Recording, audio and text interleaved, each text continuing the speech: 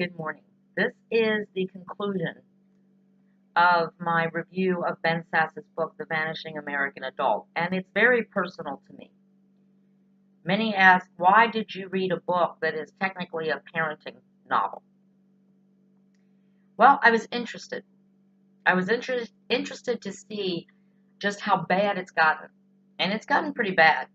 And then a lot of what I read in the book spoke directly to me. I am the ultimate Peter Pan, or as I call myself now, Paula Pan. The child who refused to grow up, who felt entitled, who never wanted to be inconvenienced with the responsibilities of real life, because my mommy would take care of it for me. Well, I started thinking, and I remembered something from my childhood that was very interesting to me. And again, what I told you last week was we learn our work ethic from the adults around us, how they treat work. And I explained to you that my mother made work sound absolutely horrific, something to be avoided at all costs if you can do it without being on the welfare. I remembered something from my childhood, and I have to go way back here, and if any of my relatives are watching, you may recognize this name. Uncle Tom and Aunt Mary Patinos. Now, not to be confused with the crazy Aunt Mary I talk about who passed away recently. This was a really, really great old lady. She was my great aunt. I'm not even sure how she was related to us. But I loved going over to her house on Clay Street. And I used to go with my grandmother when she would visit. And then my mom dropped me off there sometimes. And Aunt Mary Patinas made the absolute best rice pudding. I remember she put orange rind in it, like what we call orange zest now. And she'd let me lick the spoon. And so I was about 12 or 13, and I was at Aunt Mary Patinas' house, and she needed her floor cleaned. I said, well, I'll do it, Aunt Mary. And so I got down on my hands and knees and started cleaning her floor. She taught me how to do it, and I was having a really good time doing it, by the way. I didn't feel put out. I loved it because my grandmother, who we lived with, she wouldn't let me do anything. I couldn't do it right. But Aunt Mary Patinas said, you can clean the floor if you want to. Now, she might have had ulterior motives, but she's an old lady. And I was cleaning her floor. And my mom, it might have been my grandmother, because my mom must have been working, but when they found out that I cleaned Aunt Mary Patinas' floor on my hands and knees at age 13, they lost their collective minds. I was never allowed to go back there again. How dare Aunt Mary Patinas let little 13-year-old Paula clean a floor? I didn't get it. Well, I did get it. What I got, that somehow cleaning a floor was shameful. Helping out my Aunt Mary Patinas clean her floor was something that I should be ashamed of. It was beneath me.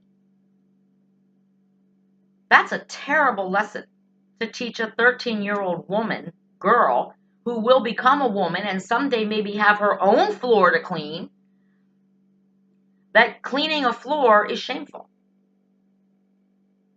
That was a bad lesson.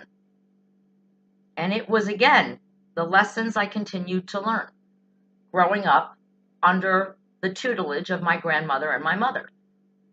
What was beneath me.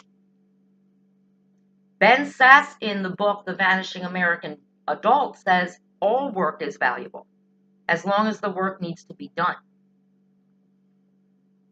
And it doesn't matter how much you get paid for it. It matters that you do it and you do it well. Everybody in this society only cares about quantity. How much money can I make by doing the least amount of work?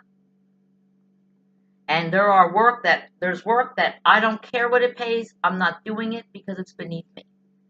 I promise you this.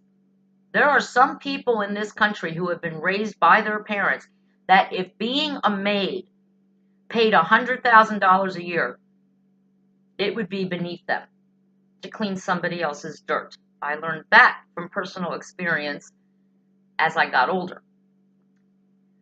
Let me tell you about when I met the man who would be my husband. I met him in 1997. He lived in a very small one-bedroom apartment, and we both had no money. Neither one of us had any money. He had just gotten out of the Marines. I had no job. And my first try, this is when I first started to grow up. I mean, really grow up. So my husband was working a full-time day job in a suit and tie, 9 to 5, but it wasn't paying enough. And I was working a job as a receptionist, and this was a very important job to me. I was working at a place called Naaman Center in Elizabethtown. Now, it was a very inconvenient job because I had to drive a long distance in a construction zone on a very busy highway. The drive was terrible, but the job was very worthwhile. I loved that job. I would have done it forever if I could have. But it was a temp job, and I did it for a while, and it was great. But again, it didn't make enough money for what my husband and I were trying to save up for our goals. So I asked my mom, because again, now see, my mom was also raised as a childish adult. See, she went to work every day, but her mother, my grandmother, did all the cleaning, all the cooking, all the, a lot of the stuff that, my mom didn't know how to do. My mother did not know how to clean the house. Let me just say that. Love you, Mom, but she didn't know how to clean, and she didn't want to clean, and she didn't care. So I said, Mom, what if I come in and clean the house once a week? Would you pay me $25? She said, yes, I'll do that. So I was cleaning the house that I no longer lived in, but I was cleaning it, doing a good job. She was paying me. And then I was talking to a cousin of mine who was disabled, and she could no longer keep up with her house. I said, well, would you let me clean your house for $25 a week? Again, being that adult, saying we need more money, I'm going to go out and help earn it. And she said, yes. Well, my mother lost her mind again. Well, Mom, I'm cleaning your house. Yes, but this is your house. I'm like, no, Mom, I live with Jason now. This is not my house. When I'm cleaning your house, I'm cleaning your dirt. When I clean your bathtub, I don't take a bath here. It's your dirt. I don't clean my toilet. That's your toilet. I don't use that toilet. I don't live here anymore. But it freaked her out that I was cleaning, especially a family member, a Greek family member's house. Oh my God, the shame of it all. My mother went so far as to offer me $50 a week to clean my mother's house if I would stop cleaning my cousin's house. What a lesson, right? I'm 32 freaking years old. I'm working 2 jobs to try to help my husband and I reach our goals that we have for our future. And my mother is telling me I should be ashamed of myself for cleaning my cousin's house to earn an extra $25 a week. That's $100 a month. And that meant a lot back then. And yet I was considered ashamed. How ashamed she was to tell people her daughter is cleaning a family member's house. And my cousin's house was not that dirty. I'll be very honest with you. I think she actually gave me the $25 just to help me out, because I think she cleaned before I got there, to be honest. What she could. She was disabled. But she did it to help me out. And at some point, God bless her, she told me, I can't afford to pay you $25 a week anymore. Can we do it every 2 weeks? I was like, yes. But my mother didn't like it, that I was cleaning someone else's house. Even though she couldn't really grasp that I was becoming an adult. that I wanted to support myself, help my husband and myself support ourselves. I didn't want her buying me groceries. I didn't want her paying our bills. During that time, my husband and I did not go out for fancy dinners. We didn't have all the fancy gadgets. We didn't have the Netflix or the HBO or the Cinemax. We used to come over to my mom's house to watch HBO once a week, to watch Sopranos on Sunday night. And then mom would order in pizza or whatever. Because mom didn't cook either. She didn't know how to cook because her mother never taught her. Because she wasn't interested. So when she had to feed herself, it was mostly takeout. That's the other thing. Teach your children to cook. I'm a great cook. Not necessarily because anybody taught me, but because I wanted to learn. And I taught myself through my grandmother's written down recipes, which, believe me, are not easy to follow. But I'm a great cook. My mother could not cook because she never took the time to learn. And when she had to do it for herself, she couldn't. Another lesson learned. Teach your children to cook, boys and girls. Boys who get their first apartment on their own, they need to learn how to cook or they're going to be spending a lot of money eating out. So this is the problem with society today, that certain jobs are considered shameful. Dishes. You want to be a dishwasher in a restaurant, your parents will lose their minds. Oh my God. But the dishes need washed. As Ben Sass says, if the work needs done, it's worth doing. Earning money to support your family in any way, shape, or form that you can is worth doing. What is terrible is some people who sit at home on their sofas waiting for a welfare check or the food stamps to come because welfare pays better than a full-time job. That's sad. That makes me sick when I hear women say, I don't want to be on welfare, but I can't afford not to be. Now that's employers' fault. Many employers say, well, I can't afford to pay a living wage to my employees and provide them with health insurance for them and their kids. Well, I think that's when you have to go and find out where your employer lives and how they live and how much time they spend at the company compared to how much time you spend at the company, making them rich, paying for their lifestyle, while they refuse to even pay you enough money to support you and your family. Employees have choices too. I always say that someone who's making $7.50 an hour or working part-time should probably be using birth control when they're having sex, especially if they're having sex with people they don't plan to marry and build a life with. Okay?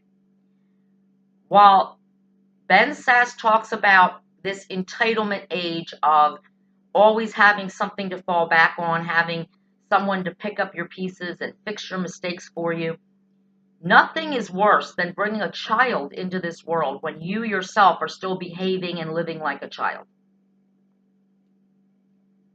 If you can't afford to support yourself, you definitely cannot afford to support a child. That's what birth control is for. And if you can't afford birth control, that's what Planned Parenthood is for. Unlike the religious right who tells you Planned Parenthood is only about killing babies, that's not true. They're about family planning. All children in this country that are born should be wanted and planned for. Okay? And don't even turn this into a show about abortion. It's not. But in our country, in 2019, and in fact for the past 50 years, no woman has to become a mother. No woman has to get pregnant. That's a choice that women make, and sometimes it's the wrong one. If you're not using birth control, you are going to get pregnant at some point. And if your fallback plan for getting pregnant to a man you're not going to marry, to a loser, to someone who's not going to support you or be a hands-on dad is welfare, girl, you need that birth control. Okay? Because there's also a little something called adoption. And there are millions of couples out there, married couples, who make a good living, who would love to have an infant, a little baby to raise, who can't have children the old-fashioned way like you did, and who would love to raise your child, give your child a good future, the future you can't give them unless you take money from your neighbors, which isn't your money to take. You're not entitled to have a child, just like you're not entitled to have a 3-bedroom, 2.5-bath, 2-car garage house. You're not entitled to that. You have to earn it. You have to work for it. And you should also be thinking that you need to work to have children, to plan. I hate it when I see people who are saying that they can't afford to pay for health insurance for their children, but they can take those children to Disney World every summer for vacation. Again, this childish adult behavior. The vacation is more important than the health insurance for our children because, hey, why should we pay for it? Our neighbors go to work every day. Their tax dollars will cover it. The smoking neighbors will cover it. In Pennsylvania, smoking taxes go to pay for CHIP. For people who have children that they don't want to pay for health insurance for, we can't afford that. That they have no problem going on vacation with those kids. Getting season passes to swimming pools and amusement parks, they can afford that. But God forbid they're asked to pay for health insurance for their children. That's too expensive. That's inconvenient. These are the childish adults that are now having their own children. And sometimes living vicariously through them. Well, my mom and dad never took me to Disney World, so I'm taking my kids. Screw health insurance. I'll let the government take care of me. Screw going to the grocery store and buying food. I'll get food stamps, but we're going to Disney World, damn it, because I never got to go to Disney World when I was a kid. My child will go to Disney World every year, and I'll let the community pay for my health insurance. Wow. Wow. You know, some people would say that when my husband and I were starting out, and he was working his 2 jobs, his second job was actually shoveling dirt from 11 p.m. to 7 a.m. Coming home, taking a shower, putting on his suit, going to work till 5, coming home sleeping, going back to shovel dirt. Shoveling dirt. That's so beneath him. No. You know what? That paid $12 an hour. And he did that 6 days a week. That was pretty good extra income. And since we didn't spend it on frivolous things, we saved it. And then when we did move into this house, we had money in the bank to renovate it. Yes, I was lucky. I got this house for $1. It's my family home. But I did not want to live in the house I grew up in. I wanted to change it. And because my husband and I worked, each of us worked 2 jobs, we could afford to renovate the house. And I'm proud of that we did it on our own, with our hard work. It means more than just moving into my mother's house and not changing anything because we couldn't afford to. This house was not a handout. It wasn't a free ride. Believe me, I know what we paid to renovate it. And we did a lot of the work ourselves, and it still cost over $25,000 to get this house to become ours. But I'm proud of it. I'm proud of it because we did it ourselves. We didn't run to our parents and ask for money. We didn't run to the government and say, oh my God. We worked. We both worked. We worked at jobs we didn't particularly enjoy, and some that, surprisingly, I know I did. I didn't have a problem cleaning my cousin's house, just like I never had a problem cleaning Aunt Mary Patinas' floor. But my mom had a problem with it. That's how I was raised. That I can't blame my mom for everything. I can't. I was happy to play along as long as my life was easy. And that's why sometimes you will see me lose my mind when little tiny things that don't bother any of you go wrong, like the power goes out for a minute and a half and I lose my mind. The internet goes out, I lose my mind. That's because I was raised that I should never be inconvenienced. That I should always have anything I want right in front of me. And if I don't have it, I better get someone else to provide it for me. If I can't provide it for myself, God forbid. Well, that's not the way life works, folks. And I am still a work in progress, but I'm getting better. I started growing up in 1997, and then in 2004 when my mother died, well, I didn't have much of a choice at that point. I had to grow up. And I'm still working on it. I'm trying real hard to not freak out when little inconveniences happen. I'm still trying to stand up for myself. When an inconvenience happens that shouldn't have happened, I will stand up for that. But life happens while you're making other plans, and life will throw you curveballs. And if you don't know how to catch them rather than duck, well, you're in big trouble.